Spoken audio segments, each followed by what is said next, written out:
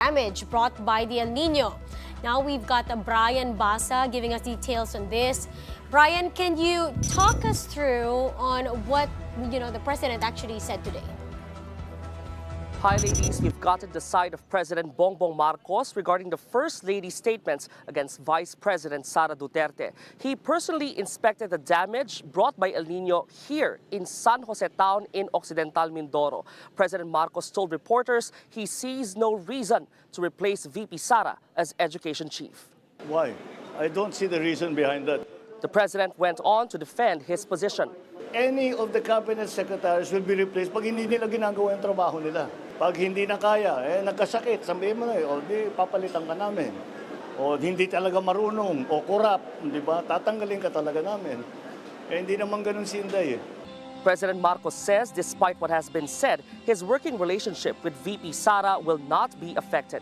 He will talk to VP Sara about the issue, which he believes can be resolved. Huwag niyang masyadong dibdibin at yung hindi naman siya ang mga nagsabi tungkol sa kung ano-ano. Kaya madali naman siguro madali naman siguro plansyahin lahat itong naging issue. Now back to the president's real agenda in Occidental Mindoro. The province is under a state of calamity and is also facing problems with its power supply. Local officials say nearly 70% of the province has been affected by severe drought, with damage to agriculture amounting to 900 million pesos. Kami po ay isang agricultural province. Kapag dapa ang magsasaka, dapa po ang aming ekonomiya. Ang aming mga palayan ay tuyo na, pati po ang aming mga ilog. Agriculture officials have set aside 1.1 billion pesos for the province to help manage the impact of the El Nino phenomenon. This covers the budget for cold storage facilities, water pumps, and farming equipment. There's also cash aid and fuel assistance for farmers. There are also plans to develop a dam in the province which can service the towns of San Jose and Magsaysay. Kahit kumpleto lahat ng ating urea, yung ating fertilizer, kahit kumpleto lahat ng pesticide natin, kahit kumpleto ang ating mga farm equipment, pagka mahina ang daloy ng tubig ay mababa pa rin ang ani. Kaya yun ay babaguhin natin. Like we said earlier, another problem in Occidental Mindoro is the unstable power supply. Residents complain of high power bills and recurring power cuts. President Marcos says optimizing solar power would be a good way to address the power crisis in the province. Ang pinakamabilis solar. Dahil ang solar, wala. Basta kung meron kayo ng solar cell, pwede nang gamitin ka agad yun. So yun ang talagang pinakamabilis. Now, aside from solar power, the government is also working to connect Mindoro Island to the Luzon grid. This is the long-term solution that requires submarine cables. The National Grid Corporation earlier committed to complete this project by 2025. Back to you. Thank you, Brian Basa. Meanwhile, it is the second day of the Balikatan exercises, and a sharp increase of Chinese vessels was observed in the West Philippine Sea as the 2024 Balikatan between the U.S. and Philippines kicks off. Let's get more details on that from Brian Castillo. Brian, what do you have for us? Gretchen, a few days from now, Philippine and American Navy ships will sail together in the West Philippine Sea. For the first time, they will be joined by the French Navy for a multilateral maritime exercise. This marks the first instance that the Balikatan exercise will extend beyond the territorial waters and into the exclusive economic zone of the Philippines. However, even before the allied ships have met, it appears that some have already positioned themselves in the sea. In the latest monitoring by the Philippine Navy, there has been a sudden increase in maritime militia vessels in the West Philippine Sea. Since the first and second week of April, there were only around 50 to nearly 70 militia vessels in the area. However, starting yesterday, the number surged to over 100. This coincided with the commencement of the Balikatan exercise. Our monitoring showed us that there's no significant increase in the PLA Navy or the Coast Guard. However, there was a surge in the maritime militia. From the previous 2 weeks, the majority of the observed Chinese Maritime militia vessels are encircling the Ayungin Shoal, where the BRP Sierra Madre is grounded. They are also present in Bajo de Masinloc, where Filipino fishermen are often expelled by Chinese vessels. And some were seen near Pag-asal Island, which is occupied by the Philippines and serves as a residence for over 200 Filipinos. There are times we monitor up to 250 to 300 of them. But this particular increase is not normal. Two of the monitored Chinese Maritime militia vessels also came as close as 30 nautical miles from Rizal, Palawan.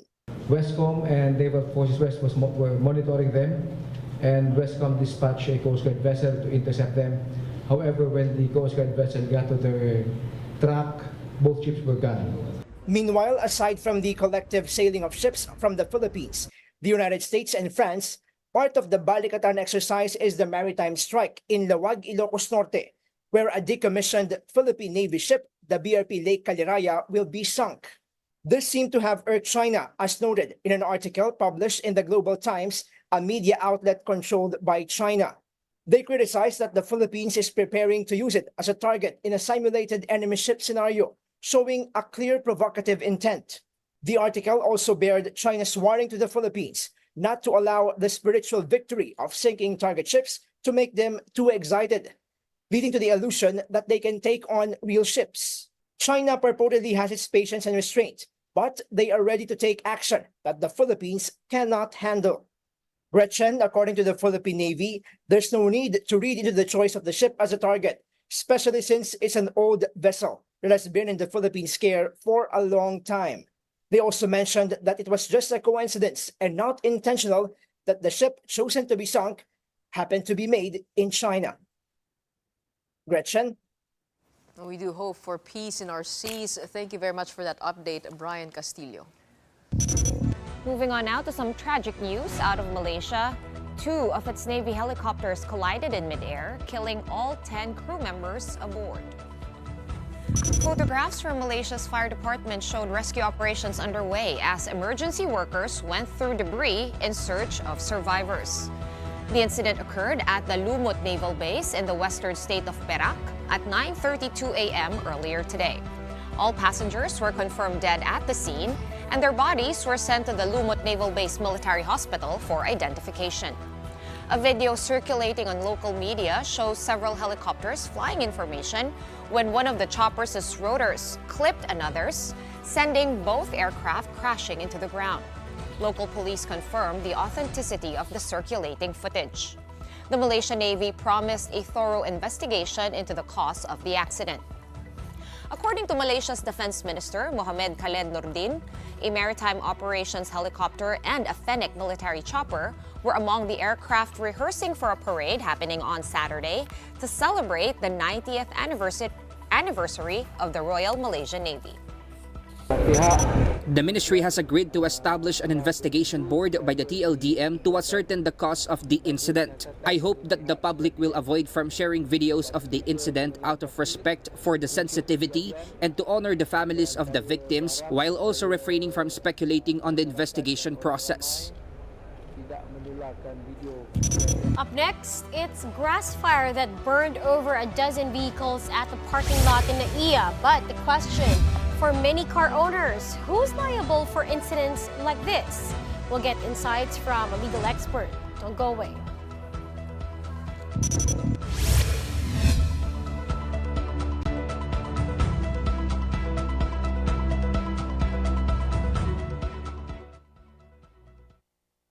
Three. One, one, one, one. Hello, hello, hello, hello. 1, 2, 1, 2.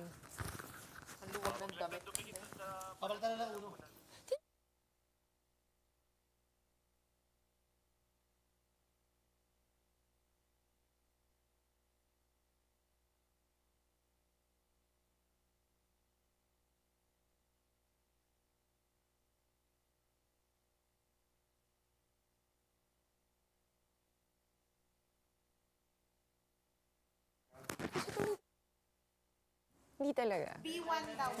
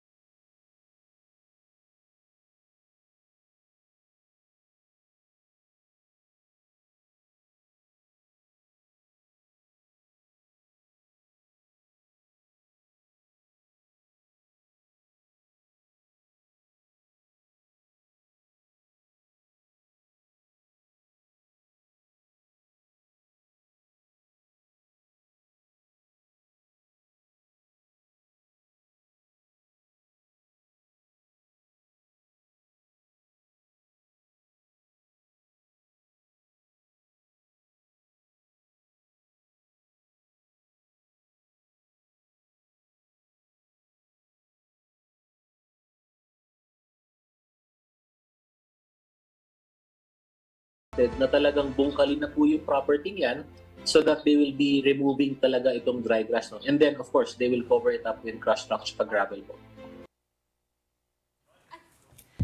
Meanwhile, Philippine Skylanders International, the private concessionaire of the NAIA parking lot, says that they will shoulder all damages incurred by 19 vehicle owners. But the operator clarified that this is not an admission of fault or negligence on their part. As for the parking lot, it remains closed for now as the investigation continues. So far, owners of only 7 out of 19 damaged vehicles have reached out to airport authorities, and the Bureau of Fire Protection has assured that they will assist the owners in making insurance claims. Nagre-release po tayo ng fire incident certificate pag affected po sila ng fire po. Para makaklaim sila ng insurance po sa insurance company sa vehicles po. Now, the big question is, who is liable for incidents like these? Let's get more insights from law expert attorney DJ Jimenez, who some of you might be more familiar with as the one behind the legal advocacy page, the Pinoy Street Lawyer. Welcome to The Big Story. Hi, good evening. Welcome. Good Thank you evening, for attorney. welcoming I me. suppose Yes. we should call you. Yeah, before. Attorney, medyo masakit yung mga images, ano? Isip mo yung mga sasakyan, ganun-ganun na lang nasunog. I mean, it is a pay parking lot. That's number one. But number two, is this considered force majeure or an act of God? Well, our civil code provides a definition of what a fortuitous event. Generally, it is something that is unforeseen, or even if you can foresee it, it's inevitable. But this is only a general rule to avoid any liability. Because if the damage is accompanied by a human act, either by negligence or let's say you contributed to the damage, then the act of God is humanized, no? And when the act of God is humanized, it's no longer an act of God but an act of man. But I think the more important issue here is what would govern the relationship between a person parking his vehicle in a parking space. Kasi our Supreme Court is, there are cases where in the Supreme Court held that it is a contract of deposit that is constituted, especially if it's a hotel where you park your car inside. There are also cases naman where a waiver of liability was also upheld by the Supreme Court as the law between the parties. Normally, when you park in big parking spaces, there's a waiver in the ticket, diba? That we fail to see. Yes, so Because it's too small to yeah, so the question now is It's too small to No, I mean, and who would really take time? Yeah. From, from when they hand it saka over to parang- you. Sino magbabasa? Pero hindi mo naman pinirmahan yun, ah. And correct me if I'm wrong though, pero they can actually write whatever. Tapos kung desperado ka, papatulan mo rin naman yung parking attorney. that is what we call a contract of adhesion. You do not actually have a choice. It is made only by one party. You just have to take it. And our courts naman, when it comes to contract of adhesions, would interpret it against the party providing that stipulation. So it's always subject to challenge. Kahit sabihin mo na you have that provision, parties can always contest So, that. ibig sabihin, pag tinanggap mo yung parking ticket, you're agreeing to whatever is Yung written. terms and conditions. Yes, Parang yung mga app, di ba? Yes, Yung supposedly, agree. this is where Congress and even our LGUs can come in. Because if, for example, there will be an ordinance requiring parking lots to provide a mandatory insurance in case of damage, then these things would be avoided. Or if Congress would legislate a law requiring that parking companies would also have an insurance, or at least the waiver of liability would be prohibited, then these things could be avoided and car owners will be protected. So maybe we can consider this as a call to action by Congress.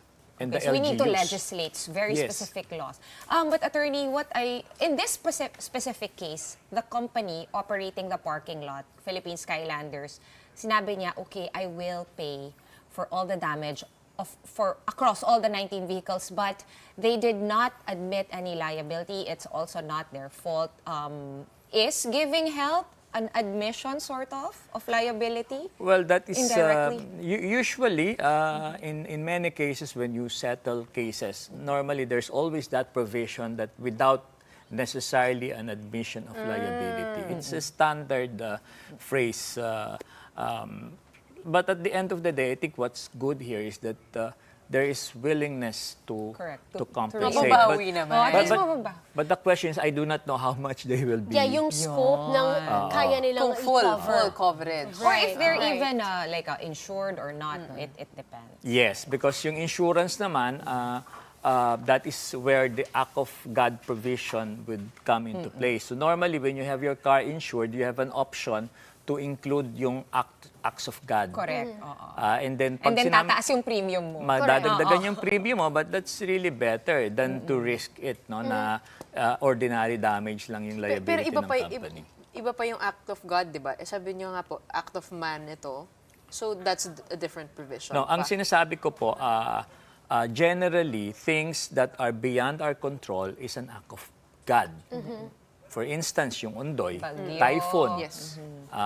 Lindol, mga lindol, ganyan. But this ganyan. one? But if it is accompanied by human intervention, for example, the one who's supposed to be responsible failed to act immediately, wala silang mga fire extinguishers doon, or they contributed to the damage kasi hinayaan nilang tububo yung mga dahon, then they may be liable because the act of God is humanized.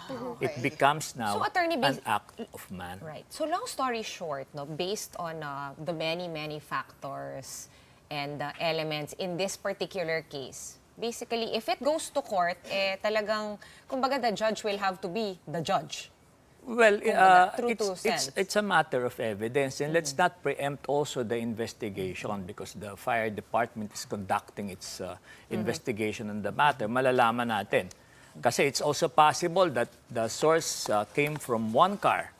That can also be possible. Kaya lang nag-escalate lumaki. So doon sa you could have prevented it to escalate, yun yung medyo challenge. O, like questions like, meron ka bang fire equipment or anti-fire equipment doon, may handy extinguishers, things Yes, like that will come into play. Yes. So, in general, for people with businesses who might be watching, of course, fires can happen anywhere naman, attorney. What kind of coverage should people be looking for, or what kind of safeguards in the law should people be looking for? Well, I think insurance is a very important factor so that this would be resolved. Kasi if you have an insurance, the insurance will take care of everything.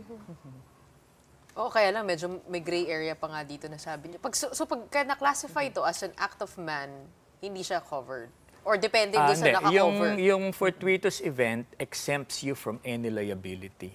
So, for example, you're supposed to do something but you are prevented because of a fortuitous event, exempted ka na. You have no liability. Okay. But if that fortuitous event is accompanied by human intervention or negligence or lapse, then it's no longer considered an act of God. Kasi yung Okay. act of God na you-humanize, nagiging act of man na. Attorney, what if isa ako doon sa mga car owners, I accepted the compensation but I'm not satisfied with it? Can I file a case of some sort? Well, normally, if management will offer to settle, you will have to sign a Yun nga waiver. eh. So Right. it's your choice. If you're not satisfied with the offer of settlement, then your option is to seek other remedies. Yung Philippine Skylanders International, they are a concessionaire of this lot beside NAIA 3.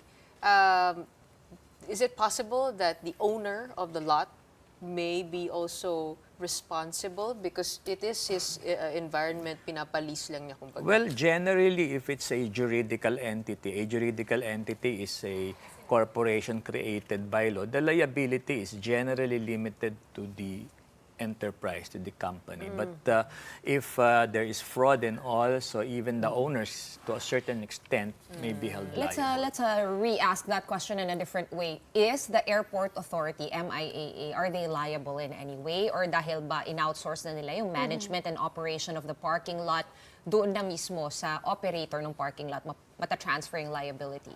Well, technically, since they do not have any responsibility there, yung responsibility nandun lang talaga sa nag-ooperate. But of course, if it is also shown that they have been negligent in probably choosing the operator, then there may also be some certain degree of liability. But generally, kung sino yung responsible And besides... Kumbaga parang nung nirentahan mo, alam mo yan yung nirentahan mo. Ano yan the contract is between the car owners and the concessionaire, not MIA. And kung ikaw naman yung car owner and sabihin mo, naku, ang tagal kung hantayin ko pa yung compensation from the car park operator, meron naman akong insurance attorney. And let's say, yung insurance ko, chinek ko yung acts of God or all these fortuitous events. Basically, lahat ng checkboxes, chinek ko. Will I just be able to easily claim it na rin? Para mas madali? Yes, of course, that is an option. In fact, once you avail of your insurance, hindi ka pwedeng magke-claim ng another insurance. Yung double compensation is prohibited. No? So, it's really your choice. And this is where insurance nga, the importance of having an insurance come into play. So just to clarify, what you're saying is, kunwari meron akong kotse doon, tulad ni Riza, tapos nasunog siya. Pero let's say nag-o-offer yung insurance ng car park operator. Pero nag-o-offer din yung insurance ko, I can only opt to take one of the rewards. I would think so because that would be double compensation.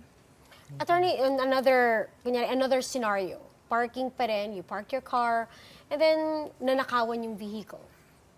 On scenarios like that, hindi kasing laki nitong sunog na to, who is going to be liable on that case? Then again, we go back to the first the fine premise. print? What is the nature of the contract?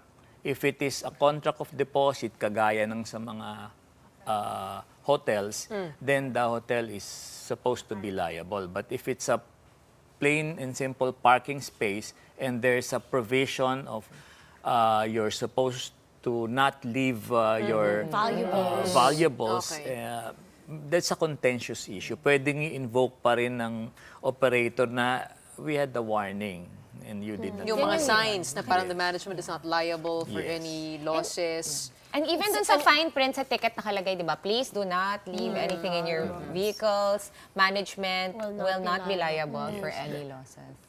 May mga nagpapatanong, attorney, what if the car itself is stolen?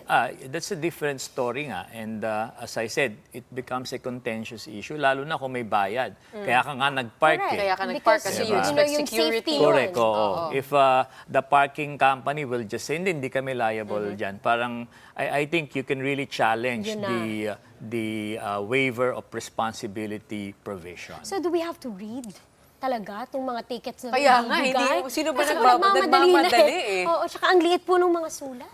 Yun nga, it's a contract of adhesion. You can always challenge. Wag mo na lang pirmahan. And And you can always argue kasi na kumbaga parang hindi mo ka naman nabasa. nakapag-respond. Yes. Diba? Binigay lang sa'yo. There's no Conforme. consent. Yeah, yun. In other words, wala kang choice That's why sabi ko nga, LGUs should consider coming up with an ordinance. No? If Congress could not act on this. Because may pending so, bill ng na City Hall. May pending bill na. May pending bill na Ang tagal na Pero wala din mga nangyayari, no? So, tingin ko yung LGU can take the cudgels for the motorist. Paano kung nagasgasan ang Ayun kotse nga, mo? attorney.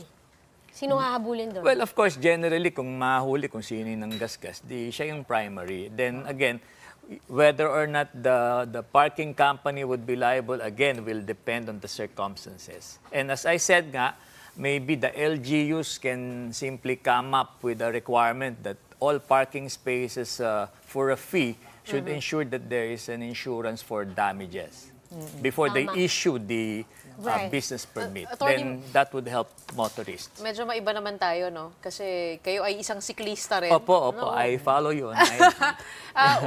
What are your thoughts on the proposed exclusive motorcycle lane on EDSA. As a cyclist, nakikita natin yan, pati kumbaga nagrereklamo na yung mga siklista na napapasukan yung bicycle lane, matagal na rin pinaglaban. Ngayon naman, exclusive motorcycle lane. Actually, madami tayong magagandang ideas, no? But I think the problem is the implementation. So, I think if we can only implement it well, or maybe we should first try, experiment. If it works, then... Do you ride EDSA? Sometimes, but although mostly sa timberland ako, sa bundok ako eh. But Saan nagme-metro Bicol, ride din no? ako once in a while. Okay. Pero yun, I really think yung disiplina is very important. Actually, curious ako since Implementation. Pinoy street lawyer po kayo. Apo. Ano po yung number one na klase ng complaint or kaso na humihingi sa'yo ng yung mga tao ng advice? Actually, yung akin pong page, I've developed that noon pa, 2011, when I was starting as a lawyer. And very simple lang, yung mga iba na hindi nila alam kung saan sila lalapit. So, I Huhulaan take ko, time. birth certificate. May mga ganyan, may Yun ang mga sabi ganyan, ni may mga mostly criminal cases Okay. and labor Alright. cases. Alright. Opo. Labor and criminal case. Opo. Nakakaawa naman talaga. Wala Correct. silang Opo. mapuntahan. That's right. Well, sabi nga natin, this is a wake-up call what happened over Right. at Yes. NAIA Terminal 3. And walang kamalay-malay, mga sasakyan, naka-parking lang Hindi pa nga doon. naka-claim eh. And- 7 pa lang. And thankfully, walang na physically na injuries. because Right, human that would life have is been another- far most important It makes than me wonder, cars. though, if the other grass parking lots are safe. Right. Or now they're rethinking. Okay, I think it's diba? because when we say grass, we immediately think green yung grass. But I think everybody saw that video. Clearly, Brown. hindi na green yung grass. Brown, khaki na po. Sobrang tuyo na siya. So, Yeah, it's It's been a good, very it's a good dry. reminder. It's a good reminder That's for right. us, no? That's right. To know that our risk. But it's such an As consumers expensive, also. expensive reminder to a lot. Owners of vehicles and also operators, owners of those parking, yung mga concessionaire. Thank you so much for clearing the lines, Thank you, the gray Gretchen. areas Thank for you, us. Sean and We have on the Ms. show Riza. Pinoy Street lawyer and law expert, attorney DJ Jimenez. In other news, the military killed a top leader of the Bangsamoro Islamic Federation Fighters, or BIFF, and 11 of his men. The clash took place on Monday in Datu, Saudi Ampatuan, Maguindanao del Sur. The Philippine Army said that fighting began after they found the hiding place of the BIFF. The official account states that the encounter lasted for 9 hours. Now, among the dozen BIFF members killed in Karilyan, faction leader Mohiden Animbang Elias Karyalan, as well as his brother Saga Animbang, who was the chairman of the faction. 7 soldiers from the government side were injured in the encounter. 12 weapons were recovered from the group. According to the military, the BIFF is an ally of the Islamic State of Iraq and Syria, or ISIS. The BIFF has also been allegedly behind the bombing and attacks against military troops in the Bangsamoro region. we're going to pause for another quick one, but right after that, the SEC has called on Google and Apple to remove the Binance app from their app stores weeks after blocking its website and other web pages. More details on that when we return. Stay with us.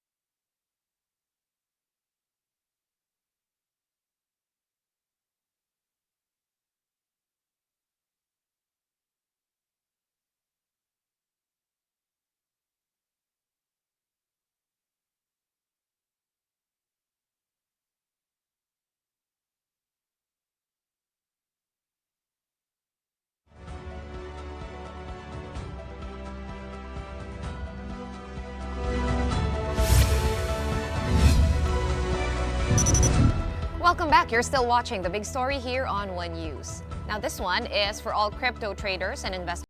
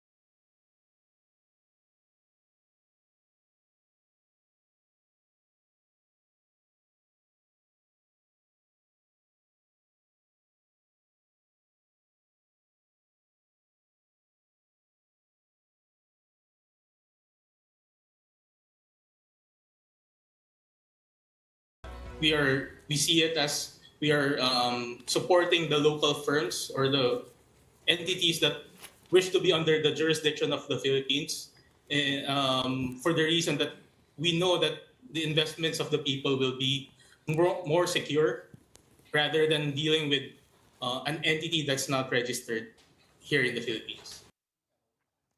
Meanwhile, the health department has reminded healthcare workers that accepting gifts from pharmaceutical companies in exchange for promoting their products is unethical. The DOH issued a memorandum on upholding ethical standards following reports of pharmaceutical firms offering privileges to medical professionals and using multi-level marketing tactics to promote prescriptions. The memorandum read, societal pressures, financial gains, and administrative exigency shall not compromise the rights of the patient to quality healthcare service.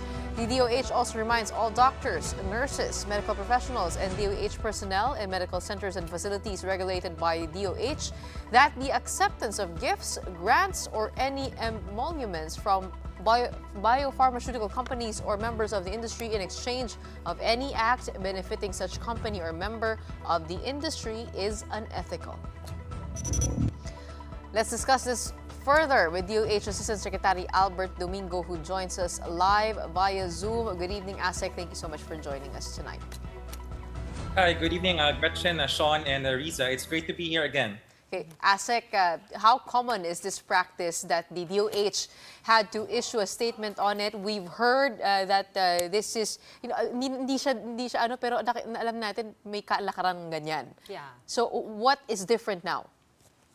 What's different now is we read a column last Saturday or Sunday was it, and it's by Alex Magno, nakita namin dun sa Philippine Star, and also BizBus of Inquirer. So this is a very specific anonymous report of a company which we have yet to find out which company this is, using multi-level marketing. The magnitude allegedly of the inducements, the rewards given to physicians is so high that there are luxury cars reportedly being given to doctors to particularly prescribe a specific brand or brands of medicines. It's that bad, which actually triggered us to remind all of our colleagues that this is not something that we should take lightly. All right. Do you know anything about what happened to the patients of these doctors as well, with regard to what kind of medication it is? Is it like a class 2 prohibited, yung those types of medicines po na kailangan ng special licenses even for doctors to be able to prescribe? Frankly speaking, we don't. We don't know. The whole point of discovering it by, shall we say, professionally reported blind item is that we need to investigate. So this is still an ongoing investigation. And I was monitoring your conversation with an earlier guest, and I would like to echo that, what the lawyer said. We have to do this properly. We have to follow the process if we want prosecutions to actually succeed and people to go behind bars. Because a defense lawyer would say, if the process is not followed, that we are violating due process. And that person or persons or entities will just go scot-free. Okay. Gusto lang din po namin malaman, are there implications of unethical interactions between healthcare workers and pharmaceutical companies? You know, when it comes to patient care and public trust, how does this overall affect the healthcare system? This is very much as reported, no, as written in those columns. If indeed this were true, yes, there are a lot of unethical practices going on. And we would like to highlight that the Code of Medical Ethics approved by the Philippine Medical Association and also recognized in law under the Philippine Medical Act of 1959. Let me just get the number. Republic Act number 2382. If a doctor violates the Code of Ethics of the Philippine Medical Association, that includes me, that's why I say we, know it's very close to my heart. I'm also a practicing physician. We can actually get our medical license suspended or even revoked. And it is the the Professional Regulation Commission, the Board of Medicine, who, with the assistance of the Philippine Medical Association, can institute this action. It's not the DOH per se, but of course, as the steward of healthcare in the country, we are also looking at this with a very keen interest because we have the Food and Drug Administration, which is supposed to implement guidelines on the interactions between our pharmaceutical industry and also our practitioners. Right. The so-called whistleblowers, doctor, has called this worse than formally. As far as you know, I know you're still early stages right now, and you know, nalaman nyo lang din through media and blind item pa. How does the DOH plan to investigate this? How do you plan to go about that investigation and enforce? You know, are you going to put systems in place between yung mga medreps, so-called medreps, and doctors or healthcare professionals? What can we expect out of this incident? There are systems in place. So I did mention that the Food and Drug Administration has the mandate by virtue of a Department of Health administrative order to look into the interactions between the biopharmaceutical industry and also physicians. And not only physicians, but even pharmacists and other healthcare workers. That's in place. There is an office called the Field Regulatory Operations Office, the FROO of the Food and Drug Administration, which has investigatory powers. So ito yung pagkakataon na rin namin, and thank you for this opportunity to help educate the public na bagamat kami yung DOH, kami talaga yung titingin dito at susubukan nating, hindi lang pala susubukan talaga nating, let me say that properly again, tutuldukan natin to. Hindi natin susubukan, no? Pero ang sinasabi kong subukan is we need to test our systems. Meaning, hindi pwedeng meron lang blind item na sasabihin tapos we're going, alam mo yun, parang ugali na we expect someone to take the cudgels. We actually have mechanisms for complainants to be held in anonymity. Meaning, pwede silang lumapit sa Food and Drug Administration and we can assure them that their complaints will be treated anonymously kasi we need the evidence. We need the leads. We cannot just act on a blind item. Kasi nga, as we mentioned, matatalo tayo eh. Parang sasabihin lang sa huwes, parang ano yan, parang aresto, no? When you arrest any suspect, for example, for a drug bust or for a traffic violation, if you are not able to prove to a court of law that there is actually something going on, there's a crime, there's an unethical practice, or be it what it may be, then wala, scot-free yung mangyayari. Matatalo tayong lahat. Asek, speaking of reporting those unethical practices, when you say the healthcare workers are prohibited from accepting gifts in exchange for promoting products, kasama po ba dyan ang social media? Kasi kung nga yung mga paid advertisements, for example, nakikita natin yan, marami na. Nagbago na rin yung industriya, maraming mga doktor, may mga sari-sariling Facebook page. Pwede ba yun? Bawal ba yun? And what are some of the potential consequences for those healthcare professionals? Well, to begin with, Unas, I'm looking down kasi I'm trying to look for my notes, no, para talagang we will go by the rules. No? The administrative order that we refer to, yung DOH Administrative Order 2015-0053, which is anchored on internationally what we call the Mexico City Principles. Meron ditong nakalagay na ito, number 1, prescription pharmaceutical products and medical devices companies, that's a formal term, have the ethical obligation to ensure that their interactions with healthcare providers are in accordance with all applicable laws and regulations. In particular, no PPMD company shall employ or contract any healthcare provider or health worker to promote, advertise, or endorse any pharmaceutical product or medical device in mass media, print, audiovisual display, or social media. This has been in place since 2015. Actually, bawal What pala siya. are the possible consequences? As mentioned earlier, if you violate codes of ethics, which this arguably falls under, pwede nating i-raise to sa ating PRC Board of Medicine. Pwedeng matanggal yung lisensya ng doktor. So bale kung ang doktor ang may complaint, no, because allegedly, according to those articles also that were released over the weekend, in cahoots daw ang doktor, or doctors mismo yung nagbebenta nitong mga ano. In that case, in this very specific case, let's say totoo siya, no? Right now we don't know, but let's say it's true that it is doctors behind the company selling these medicines. Is that automatic grounds for, I don't know, disbarment or the equivalent for doctors? For revocation of license. Yes. Lawyers yung disbar. Yeah. Disbarment for doctors. Oo. Tatakot ako madidisbar kami. Having said that, no, but seriously, this multi-level marketing scheme is something which is beyond our competence to investigate. The proper agency, and we are going to get in touch with them definitely once you get more facts, would be your Department of Trade and Industry and also the Securities and Exchange Commission.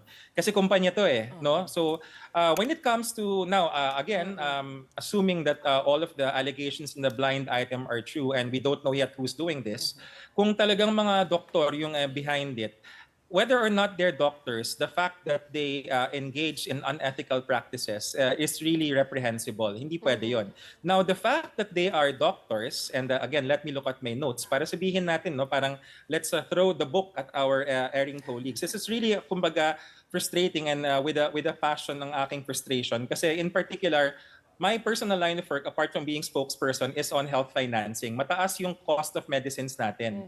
And part of the reason why mataas yung cost of medicines is because of inappropriate and unethical marketing. So when it comes to this para bang act na yung doktor mismo, yung behind the inducements or trying to get other doctors to do these unethical practices, meron talagang nakalagay sa Code of Ethics namin na a physician is encouraged to report to the Philippine Medical Association or the Board of Medicine personal knowledge of any corrupt or dishonest conduct of the members of the profession. Again, as I always say when I ask about this topic, no, it's so frustrating kasi there are thousands more. No? The majority of physicians are out there honestly treating patients.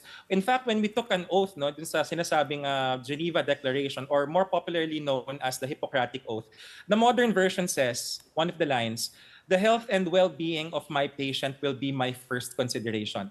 There should be no consideration of inducements, rewards, etc. Right. Kasi in this situation, kawawa yung pasyente. We have what we call information asymmetry.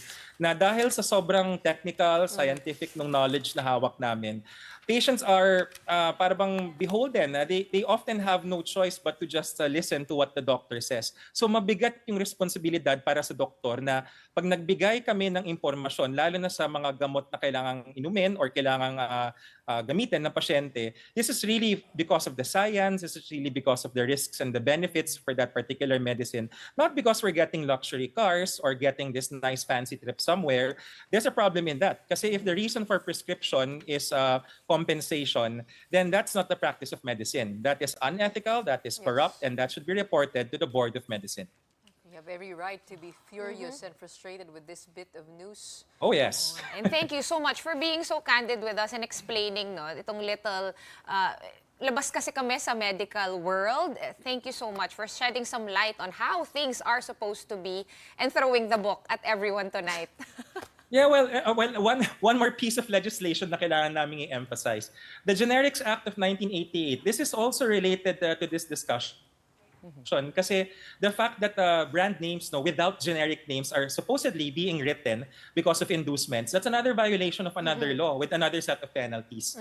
Kaya gigil na gigil talaga kami sa Tagalog na inaantay lang namin. It can be anonymous when the right complainant comes forward or complainants kahit sabay-sabay. Yes, Secretary Erbosa, over the weekend, pareho kaming abroad. He was coming in from Chile, official trip.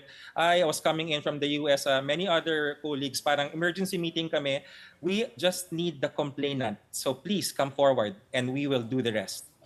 Okay, tumawag sa tamang authorities, no, hindi I mean, okay na rin siguro na nag-shed light through journalism. Yes. It is a good reminder. To all our medical professionals, thank you so much for joining us tonight, DOH Assistant Secretary Albert Domingo. Thank you, Gretchen, Sean, and Riza. Have a good evening. Oh, it's just Tuesday. Tuesday pa lang, Marami na no? mainit na balita, no? Hindi lang yun, mainit rin talaga sa labas. So, bumabagay lang siya no, sa summer. Napakainit, mag-ingat po ang lahat dahil iinit pa daw. Ang balita at ang weather. Oh, huwag muna tayo mag-park sa mga grass. Or basahin Ang ang fine prescription. print. At saka yung prescription na ibibigay, dapat may generic. Dapat generic name lang nakasulat Dapat sa generic prescription. lang, hindi Oo, brand. bawal yung brand. Yun yung sinasabi niya, no? Yun din ang... In fairness, yung mga doktor ko sinabi nila sa akin. Lots Kaya of takeaways today. Alright, however, we have run out of time. I hope that sticks to everyone, or with everyone. That's it for the big story on this Tuesday night. We are One News, all sides, all the time. Good night and thank you.